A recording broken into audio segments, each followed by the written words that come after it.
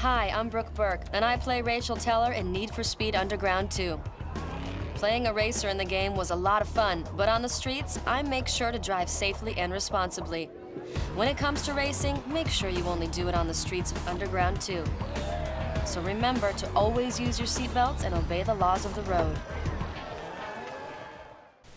Hi guys, how are you doing? My name is Tehraz and today I thought I would bring video about a game that had huge part in my childhood, and that is of course Need for Speed Underground 2. Now lately people have shown a lot of interest in new Need for Speed Underground games, so I thought I wanted to go back and play the game a little to see what was so good about the game back when it first launched in 2004. The first thing that comes to my mind was nitros, because in modern games you never have any spare nitros, but in this game you only need to get a close call with another vehicle to get 500 units of nitros, which in this game was a lot. The second reason is missing race types. I'm not going to talk about circuit or sprint races since they still exist, but not in the same form as they used to. I'm going to talk about drift and drag, which were my favorite game modes back in the early days. I will talk about drift in a minute, but I want you to look at this part here. Don't blink or you will miss it. Did you see how fast that restart was? I wish modern games had that kind of restart option, because if you fuck up, you can start all over again. But in some games I feel like I don't want to restart, because then I would have to wait a long time before I can play again. Need for Speed Underground 2 was that game that brought me to drifting. I loved it back then and the newer games also. But as I said earlier, this game mode has disappeared over time, and that is sad. The drift mechanics in the game weren't the best, but with some cars it was even manageable, like this Mitsubishi Lancer in the video. Now one thing I also didn't like about the drift, besides the horrible steering on some cars, was the point system. There was less than a second delay before the points disappeared, so they were gone almost immediately. You could not link drifts together that way and get one huge score, but instead you had to start every drift all over again. But I guess you could look at the other way. When you are close to hitting the wall, you just turn more than 90-degree angle and the points will quickly disappear and you will keep the amount you achieve. In drift mode, it was all about staying close to the edge and corners.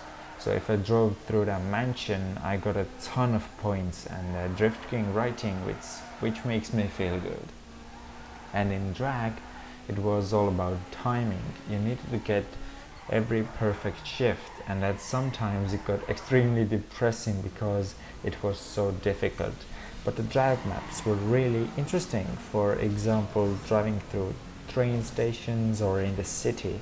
Some drags even took place on a runway with airplanes crossing the road. The drift game mode stayed till Need for Speed Carbon, when it was almost perfect, and then it was gone for a while and then made a return until the end of Shift series, and in newest NFS games there is no special game mode for drift or drag, unfortunately. And of course we can't look back to this game without referring to its best feature based on my and many others' opinions: customization. You could fine-tune your car in every possible way. First there was dyno run and performance tweaking, which definitely needs mentioning. It lets you pinch every last horsepower out of your car, and then there is the looks.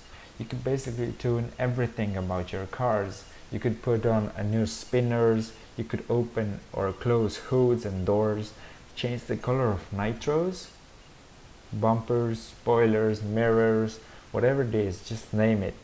And then there was trunk audio.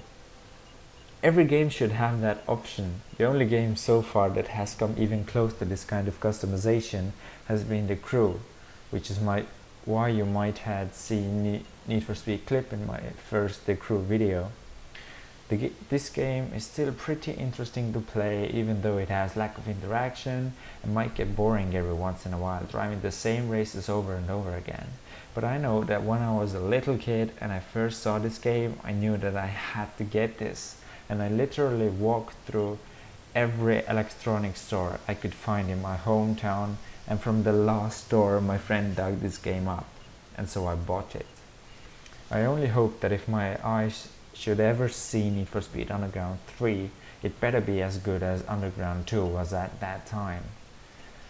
But that is about it for today's video, guys. I hope you liked it, and I will see you in the next one.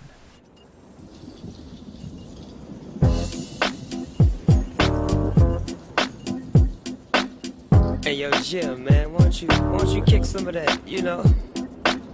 You know how you do it, man. It's a trip, people don't even believe we're together right now. But tell your story, you know the one I like. Say it for me. Riders on the storm. Riders on the storm. Into this house we're born. Into this world we're thrown.